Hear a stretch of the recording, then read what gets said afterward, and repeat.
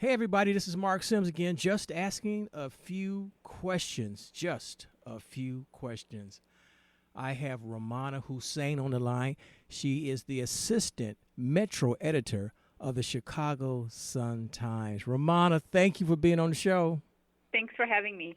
Now, Rummana, I have to ask you, as assistant metro editor of the Chicago Sun-Times, what do you do? Well, I work with a couple of my colleagues. I want to say a half dozen editors who work on the city desk. So I'm one of the editors who work on the desk.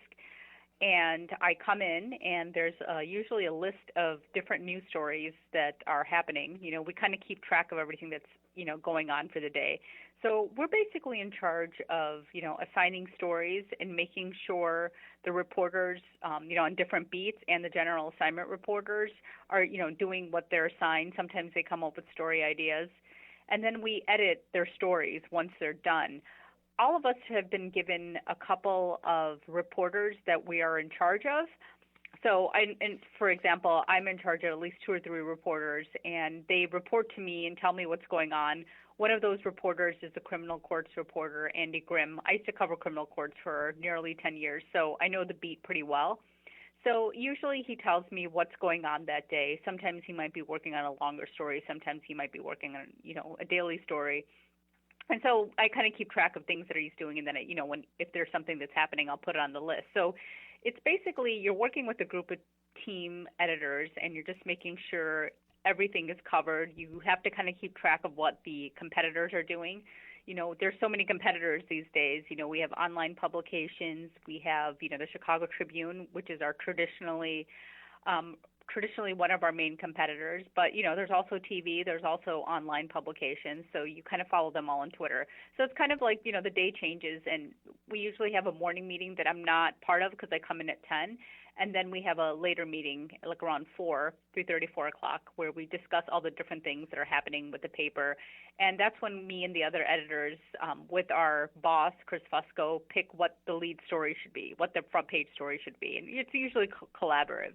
So, their days are pretty common, but, some days can be busier than others. And just because one editor is in charge of two or three reporters doesn't mean that they won't be editing other people, because reporters are calling you throughout the day. For example, Fran Spielman might call me, and, nobody else is on the desk, or other people are busy on calls, and she'll tell me, I have a story right away. You have to look at it and post it. I need it posted right away before other people get this story. So I would take her story and publish it, just because she's not one of the reporters that's in my pod, so to say. I would still have to publish it. So it's basically making sure everything is, online as fast as it can be, and making sure everything is ready for the next day for the paper as well. Because once we edit the story, it goes to the copy desk.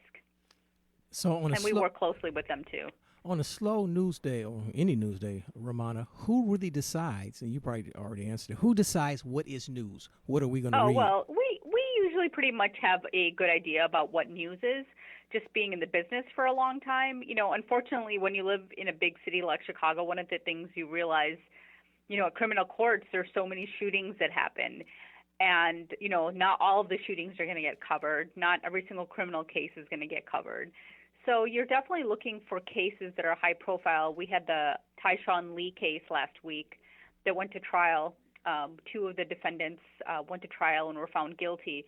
Now that case is obviously something we're going to follow, because this is a 9-year-old boy who was killed in a gang-related shooting. Not that he was in a gang, but the rival gang members, police say, were trying to get revenge against his father, who belonged to a rival gang. So obviously that story is something that we're going to cover.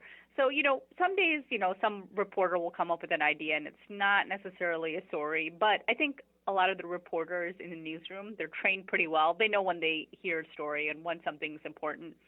And even though reporters who are on different beat have certain stories, they come up with like longer story ideas or things that are happening on their beat. So, the old trick was, when I was in journalism school, and this has definitely changed, is, if the story is about man getting bit by a dog, that definitely isn't a story. But if it's a man biting a dog, or a dog biting a man obviously isn't a story, but a man biting a dog is a story. So you kind of get, when you're in the business for a long time, you do get ideas of what is and isn't a story. And there's definitely some story ideas that aren't necessarily breaking news, but they're good feature ideas.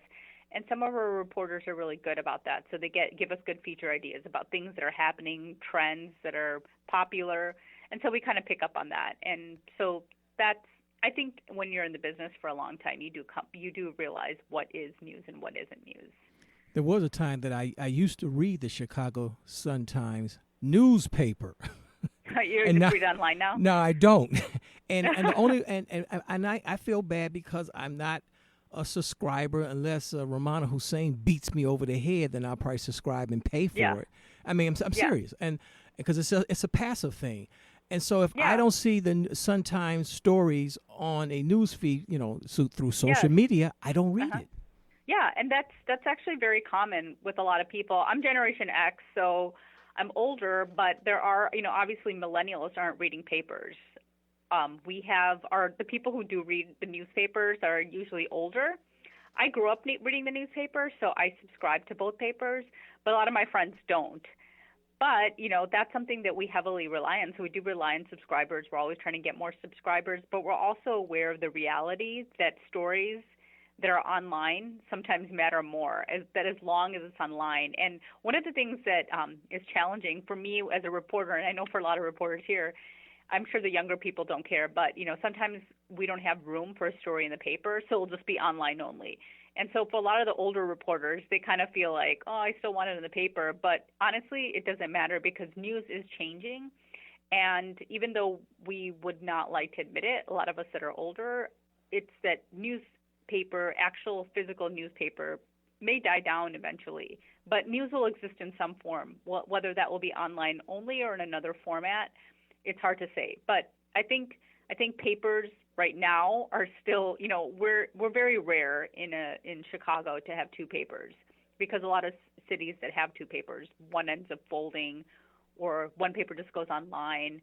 But I think right now, knock on wood, we still have papers. And I'm used to reading, I like reading books too, instead of a Kindle or instead of reading things online. So that's me. But the way you're talking about whether a story is shared or whether you see it in your Twitter feed or somebody shares it, that's how a lot of people read news these days. So, that's why, getting the online hits is very important. So even though we think papers, the newspaper product for a lot of us is important, it's the online content that really matters and how it's distributed, alerted and put on Facebook and on Twitter, et cetera, et cetera. Well, here's my final question I always like to ask the guest. Since you've been in the news business for so many years and things have changed and will continue to change, Rummana Hussain, do you have any career advice for high school, even college students at Medill, at Northwestern, about how to get into journalism, what to do, what should they do for a career? I mean, a lot of kids these days, a lot of students are very savvy when it comes to technology. Like they know how to use Twitter, they know how to use Facebook, social media, they're experts. I mean, a lot of these younger kids, I shouldn't call them kids, younger adults that come into our newsroom, they know all that stuff off the bat. One thing I always tell students is that stuff, but the old-fashioned journalism and knowing how to report, that's very, very crucial.